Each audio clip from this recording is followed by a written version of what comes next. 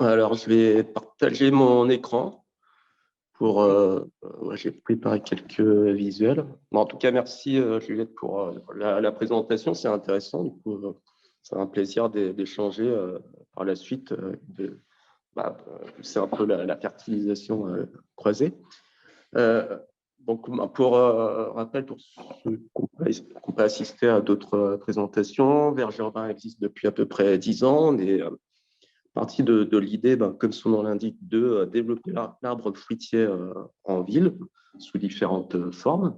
Et très rapidement, le projet s'est élargi au développement d'écosystèmes comestibles, que ce soit sur l'espace public ou sur des espaces collectifs en pied d'immeuble, ou sur les toits, ou sur des friches.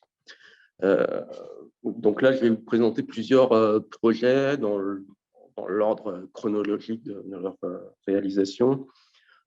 Pour montrer un peu l'expérience et puis voilà, les écueils qu'on peut rencontrer tout au long des projets. Là, je ne sais pas si vous voyez, oui, vous voyez à l'écran les images. Donc là, c'est un des premiers projets qu'on a développé avant même la création de Verger Urbain. Donc c'était à l'occasion de la création d'un jardin éphémère sur le parvis de l'Hôtel de Ville de Paris. Le projet qu'on a présenté, c'était de créer un jardin mobile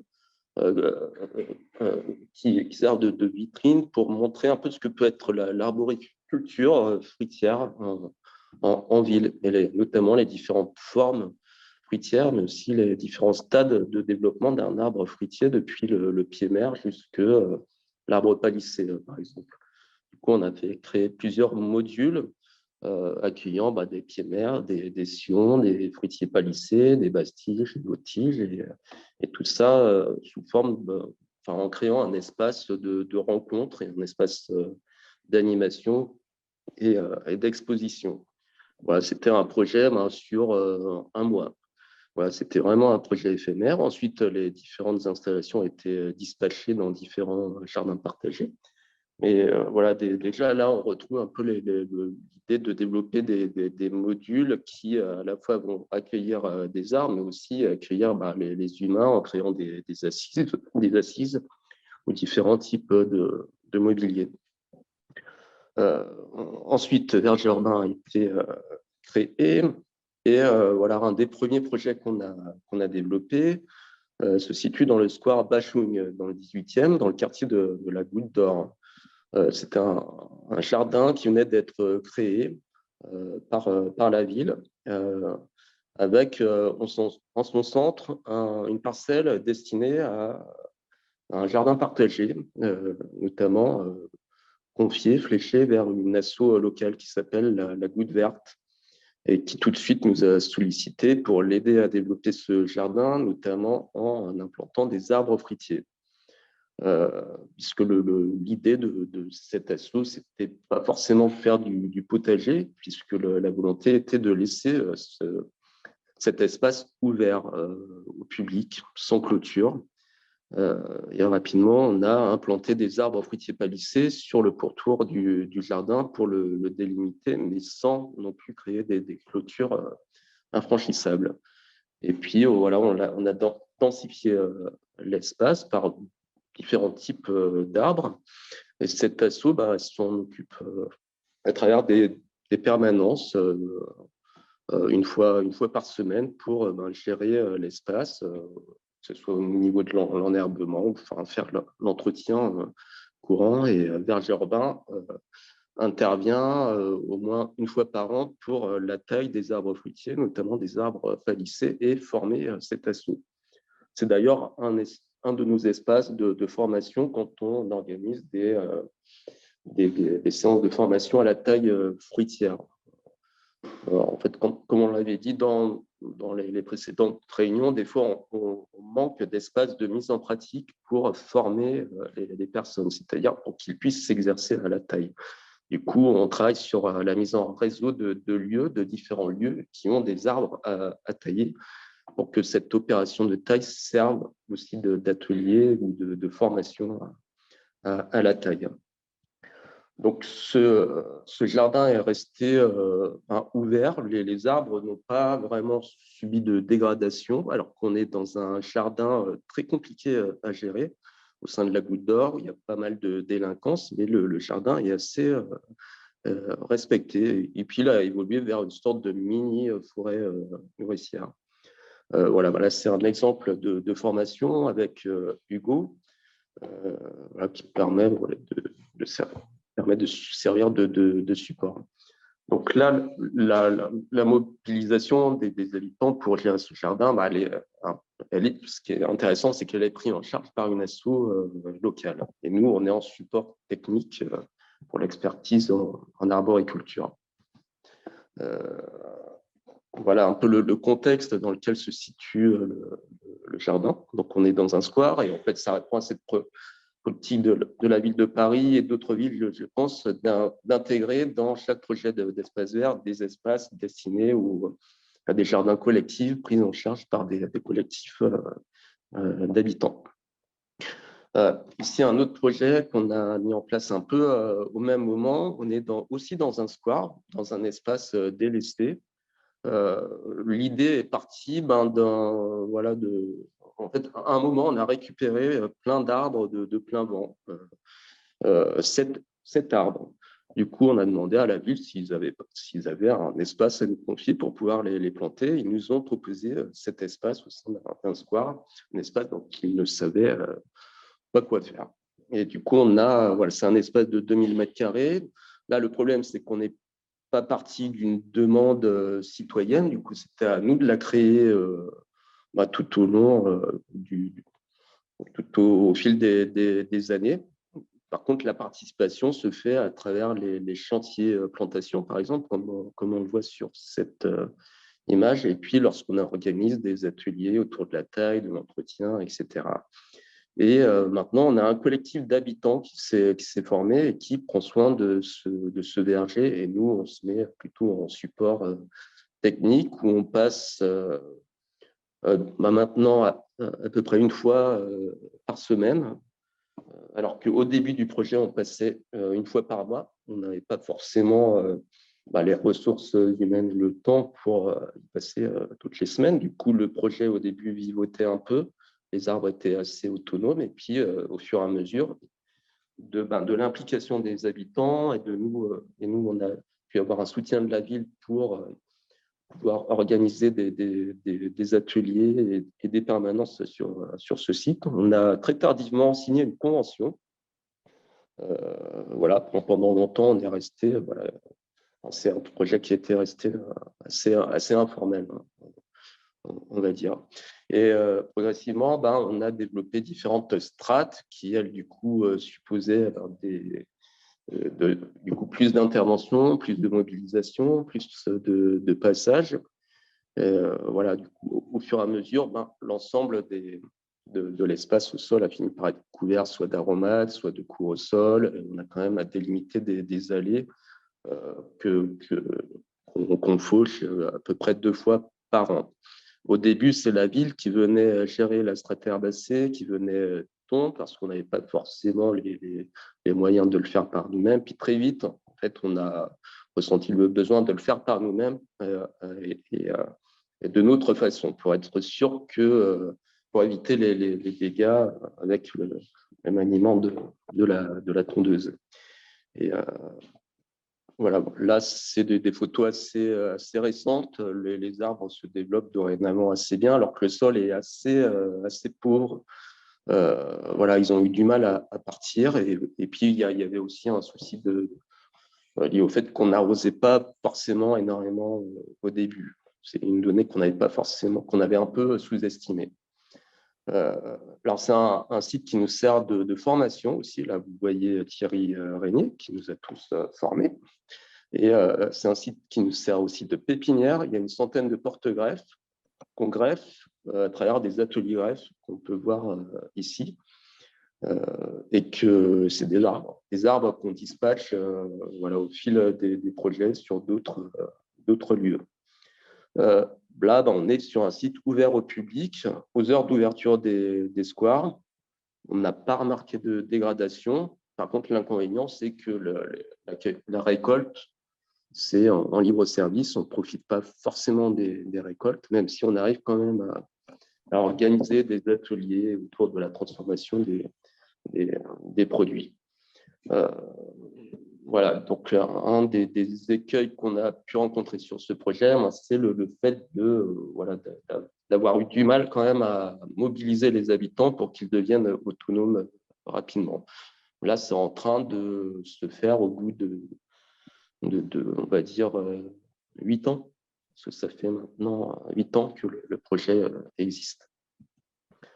Voilà, d'autres images. Progressivement, on l'a équipé de pergolas, tables, d'espaces de rencontres, de rangements, de mobilier, de châssis-serre. Maintenant, il y a une volonté de la part d'habitants de faire du potager. Du coup, on a créé des carrés potagers qui permettent du coup de mobiliser un peu plus.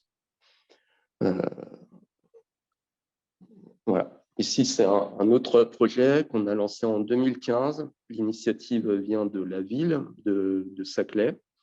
Il n'y avait pas forcément, ça ne vient pas d'une demande des habitants. Du coup, ce qu'on a soumis à la ville, c'est de travailler sur la mobilisation, sur l'implication des habitants à travers l'animation d'ateliers de formation pour les mettre à niveau, et ensuite de travailler sur la co-conception pour dessiner avec eux le projet.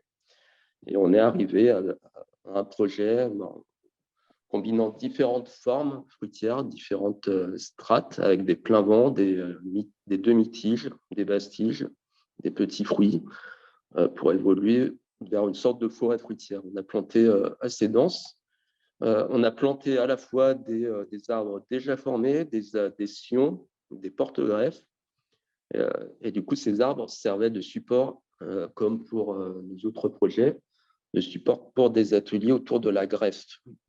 On a même, on a réservé une grande partie des arbres pour des ateliers greffes que les habitants ont greffé. Et heureusement, toutes les greffes ont pris. Du coup, il y a une fierté de la part des habitants d'avoir formé ces arbres. Sinon, on a fait travailler des pépiniéristes locaux. C'était à Lavoine.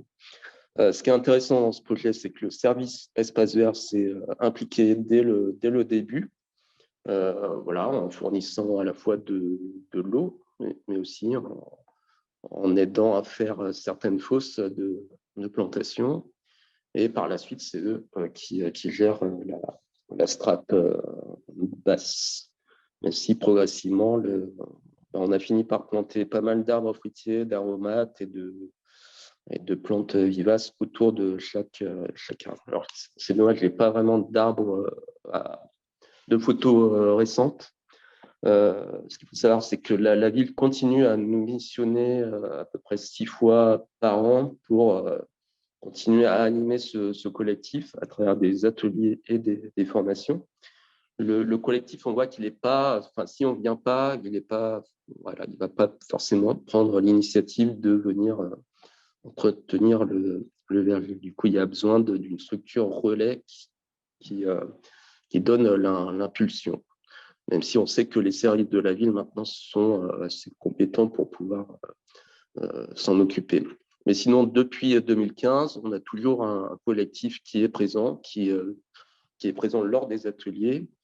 Il y a juste cette année où la personne qui était moteur au sein de la ville a quitté la ville. Du coup, là, on peine un peu à poursuivre cette mobilisation, puisque nous, on n'avait pas la main sur la communication et l'invitation des collectifs. Du coup, le dernier atelier a dû être annulé faute de communication. Donc là, ce qu'il faut veiller, c'est que la ville, à chaque fois, s'arrange pour passer le relais lorsqu'il y a des départs. Sinon, ou alors de former son équipe sur la coordination d'un tel projet. Voilà. En tout cas, lors des ateliers plantation, on a eu pas mal de mobilisation. C'était assez intéressant et c'était les gens présents, pour la plupart, sont sont restés impliqués au sein du projet.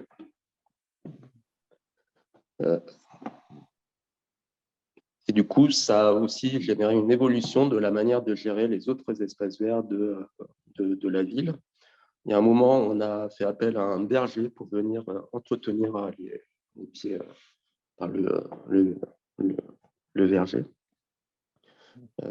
Voilà, et parmi les ateliers qu'on mène, que Hugo mène, c'est beaucoup d'ateliers autour de la biodiversité, de la nature en ville. Voilà, c'est un support autour de la pratique arboricole, mais aussi autour d'autres sujets liés à la nature en ville, quoi. Là, c'est un autre projet accompagné par Gwenaël. D'ailleurs, je ne sais pas si Gwenaël, tu veux le présenter? Oui, je vais le faire. Super. Oui. Ça prend un peu au dépourvu. Oui, ce n'était pas prévu. Donc ça, c'est un projet tout récent. Ça s'est fait à l'hiver 2022. Là, vous voyez, c'est une photo, c'était au moment des plantations. Moi, j'ai une photo du site avant, mais je ne sais pas si je peux aussi partager mon écran. Non, je ne peux pas. Bon, tant pis. En fait, là, on a été mandaté par un bailleur social qui s'appelle Nanterre Coop Habitat. Donc, on est à Nanterre, on est dans une cité HLM. Et on avait vraiment l'endroit où vous voyez, c'était une pelouse un peu pelée qui avait été anciennement, il y avait des aires de jeu, mais qui n'étaient plus là. Il y avait des grands arbres, quand même, quelques grands arbres au fond. Mais c'était vraiment quelque chose de vilain, de plat, où les seules personnes qui allaient, c'était quelques jeunes avec leurs chiens, ou c'était sûrement un point de deal aussi. Et ils nous ont fait appel à nous quand ils ont eu cette idée de faire un verger pour qu'on leur propose des choses un peu… Enfin, ils avaient déjà eu des propositions d'un paysagiste qui leur proposait un verger de 40 arbres-tiges, 20 pommiers golden et 20 poiriers conférence, si je me souviens bien. Et en plus, ça a coûté une fortune. Et ils se sont peut-être dit, bon, il y a peut-être moyen de faire un peu mieux que ça. Donc, ils étaient passés, ils nous sont adressés à Verger Urbain. Et c'était au départ à Verger Urbain, c'était pour travailler sur la partie conception et animation du site. Et puis finalement, on a proposé un plan de plantation qui a été suivi. Donc, c'est une parcelle qui fait à peu près 1400 mètres carrés. Donc, nous, on voulait le plus de biodiversité possible. On aurait voulu associer, travailler un peu en permaculture, en mettant le plus possible de fabacées au pied des arbres. Alors, ça a été un peu compliqué qu'ils acceptent qu'on mette aussi des plantes ornementales, mais on a trouvé un compromis. Donc, il y a à peu près 80 arbres fruitiers, des petits fruits, une cinquantaine. On a réalisé des tonnelles pour pouvoir mettre des plantes grimpantes et le bailleur a insisté, il voulait absolument que ce soit un verger clos. Vraiment, il avait une crainte très forte de dégradation. Et donc, on a réussi à négocier en plantant une haie bocagère pour la biodiversité autour de la grille pour que ce soit un peu moins dissuasif, on va dire, pour que ça ait l'air un peu plus sympathique. Et donc là, entre les deux photos, il n'y a que 3 mois de… Vous voyez, la photo précédente, c'était fin février. Et là, c'est en juin, puisqu'on a aussi on a fait semer un gazon fleuri et ça fait un peu toute la différence. Je recommande quand même cet effet-là, puisqu'il y a quand même, comme j'ai déjà dit auparavant, il y a un effet déceptif au moment de la plantation d'un verger. Il n'y a pas grand-chose, c'est des petits sujets, il n'y a pas de fruits. Donc, il faut absolument occuper l'espace dans toutes les années où les arbres vont avoir besoin pour produire et pour être un peu jolis. Il faut absolument trouver d'autres cultures temporaires, donc ornementales ou comestibles, des légumes et des petits fruits, pour qu'il se passe quelque chose et qu'on ait vraiment envie d'aller dans ce verger. Et pour la réalisation, donc on avait un peu interrogé les habitants et tous nous disaient « Ah oui, c'est une bonne idée, mais ça ne marchera pas. Ça va être dégradé. Il y a des gens qui cueilleront tous les fruits pour eux et on n'en aura plus. » Enfin, ils étaient très pessimistes. Alors, on a fait, je pense que c'est quelque chose qui me paraît essentiel, surtout dans une cité où on peut avoir un peu d'hostilité, puisqu'on prenait quand même la place, un endroit où des jeunes venaient dealer, donc ils avaient fait savoir que ça ne leur plaisait pas trop. Le chantier de plantation a été un chantier participatif avec des jeunes, donc en fait, qui faisaient partie d'une association où c'est la mairie ou le bailleur social qui qui leur confient des petites tâches et ça leur permet de leur faire de l'argent de poche pour passer le permis. Donc les jeunes sont venus nous aider à la plantation, ils étaient une dizaine. Et je crois que ça a duré 3 jours. Et on n'a eu absolument aucune dégradation sur le chantier pendant les 3 jours. On laissait un peu d'affaires sur place. Il n'y a eu aucun vol, il n'y a eu aucun arbre arraché parce qu'on avait vraiment peur de ça. Donc ça, je pense que c'était très important parce que c'était leurs copains, en fait. Ils voyaient passer leurs amis. Donc ça a beaucoup joué. Et en plus, ça les a beaucoup intéressés. Ils sont intéressés aussi au métier de paysagiste, aux arbres fruitiers. Ils ont été très courageux parce qu'on avait vraiment une terre de mauvaise qualité. C'était assez dur à creuser. Donc, sur ce point-là, c'était une réussite. Ensuite, ce qui va prendre beaucoup plus de temps, et encore une fois, le verger est très jeune, c'est d'impliquer les habitants dans le projet, puisque comme c'était vraiment une demande de tout en haut du bailleur social et pas une demande d'un collectif, pour faire revenir après les riverains, c'est beaucoup plus compliqué. Donc là, ça commence à bouger, c'est-à-dire que le bailleur social a pris conscience qu'il fallait un peu se mettre en réseau avec d'autres associations. Donc, il y a des associations du quartier qui ont commencé à venir. On a fait quelques visites cet été. Il va y avoir l'inauguration la semaine prochaine où on essaye de mettre le paquet pour qu'il y ait beaucoup de gens qui viennent, que ce soit festif, que ça donne envie. Et pour ouvrir le verger, puisque le verger est fermé à clé pour l'instant, donc les habitants passent devant sans pouvoir y accéder. Donc, il faut absolument établir des permanences, des moments d'ouverture, et puis il faut vraiment donner envie aux gens. Donc, là, je pense que le bailleur social va aussi faire construire des jardinières pour mettre des légumes, parce que c'était une demande des habitants. Et on va voir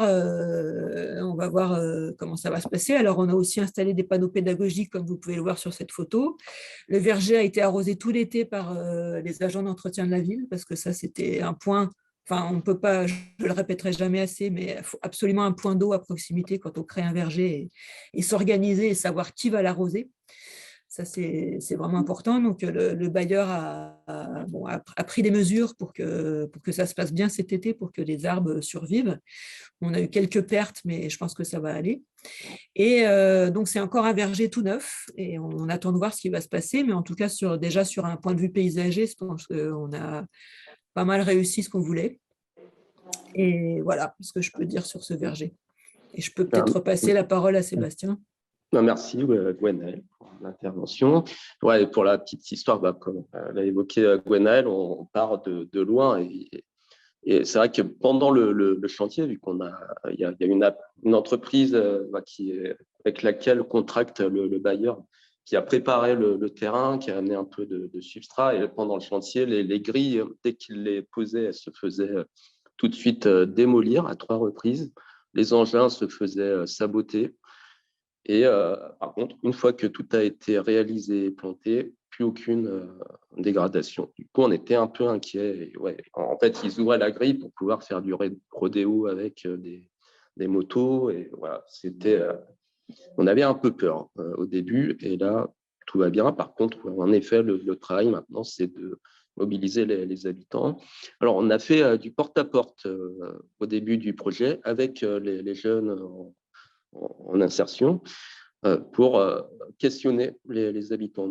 D'ailleurs, on va pouvoir partager le questionnaire qu'on avait réalisé. En effet, il y avait une demande de potager, mais le bailleur n'avait pas souhaité y répondre. Forcément, il voulait que ce soit 100% arbre fruitier. Mais là, on s'aperçoit, maintenant, ils reviennent sur cette décision et on va pouvoir mettre des carrés de potager qui, du coup, devraient pouvoir permettre d'impliquer vraiment les habitants un peu plus au quotidien que des arbres fruitiers, puisque un arbre fruitier, ça ne permet pas de mobiliser les habitants au quotidien.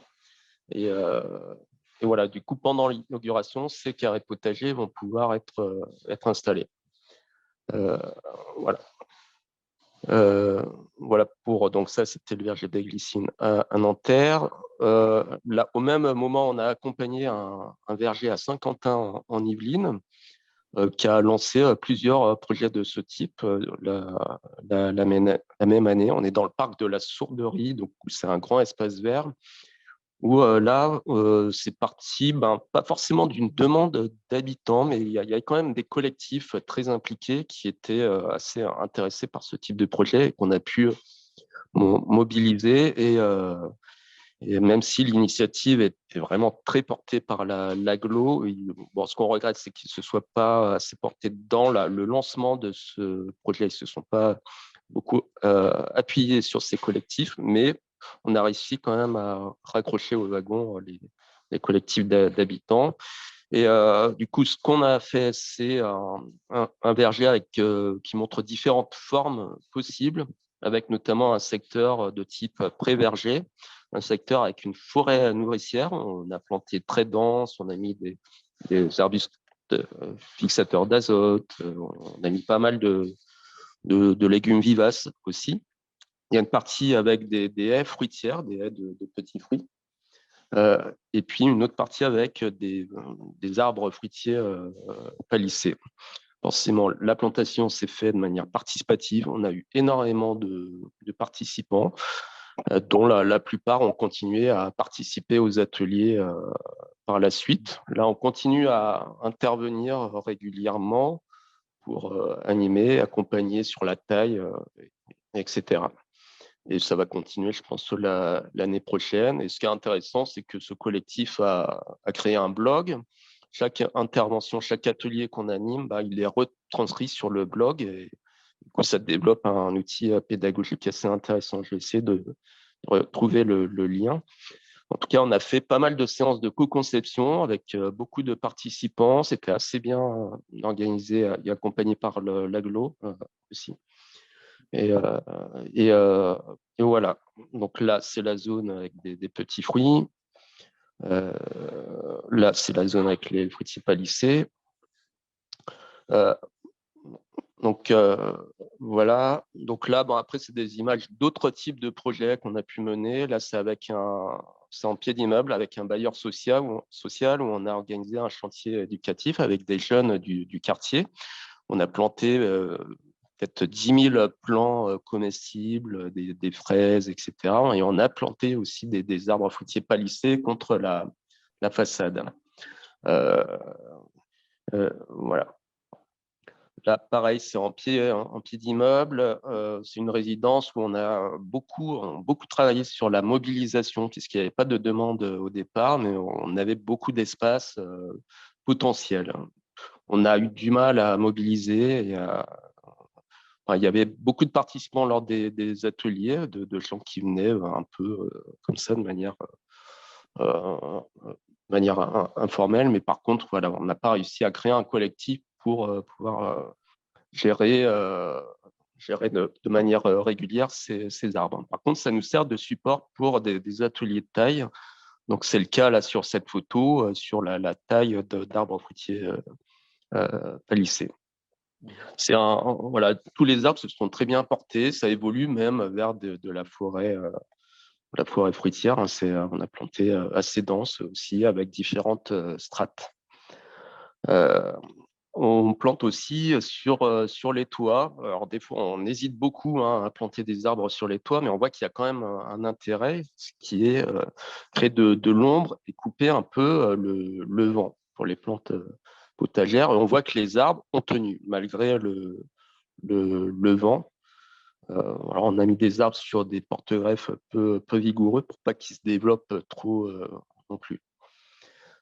Là, pareil, ici, c'est un autre toit sur un jardin éphémère sur 6 mois. C'est le toit de la Cité de la mode et du design à Paris. Où, pareil, il y avait un côté démonstrateur. On a mis des arbres fruitiers palissés, différentes formes fruitières. Voilà, ça, c'était la dernière image.